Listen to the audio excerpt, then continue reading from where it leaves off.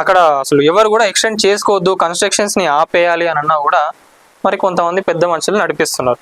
దానికి నిన్న కమిషనర్ గారు చెప్పిన సమాధానం ఇది.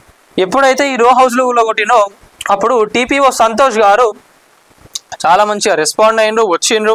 అక్కడ ఉన్న అక్రమంగా కట్టిన రో హౌస్లు ఏవైతే ఉన్నాయో వాటిని కూలగొట్టడం జరిగింది. ఈ అధికారులందరూ కూడా మంచిగా పనిచేసిండ్రు. ఆ రోజున్న టీపీఓ గారు వాళ్ళు కూడా ఫోన్ చేసి, సార్ సో అండ్ సో ఇట్లా జరిగింది, మీరు రాసిన దానికి ఇక్కడ అక్రమంగా కట్టిన ఏవైతే ఉన్నాయో వాటిని కూల్చేయడం జరిగిందని చెప్పి మనకు కూడా అప్పుడు ఫోటోలు పంపించిండ్రు.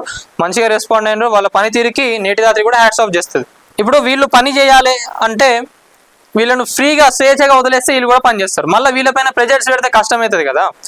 మరి వీళ్ళపైన ప్రెజర్స్ తెచ్చిన పెద్ద మనుషులు ఎవరు, ఆ అధికారులు ఎవరు? ఆడ 4 కూలగొట్టినప్పుడు ఇంకో 2 కూలగొడితే అయిపోతుండే కదా.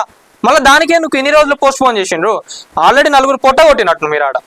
వాళ్ళకు కూడా బాధ అనిపిస్తాయి కదా. వీళ్ళు అరే ఇప్పుడు మేము ఆల్రెడీ 4 రో హౌస్లు కూలగొట్టినప్పుడు ఇంకా 2 కూడా కూలగొడితే వాళ్ళకు కూడా ఏమనిపిస్తుంది, అరే మేము అక్రమం చేసినప్పుడు వాళ్ళు కూడా చేసిండ్రు, వాళ్ళు కూడా కూలగొట్టారు. మరి వాళ్ళు కూడా అక్రమంగానే కట్టిండ్రు కదా. మరి వాళ్ళు కూలగొట్టినప్పుడు వీళ్ళకి కూడా బాధ అనిపిస్తుంది కదా. మరి వీళ్ళ బాధకు న్యాయం చేయాలి కదా.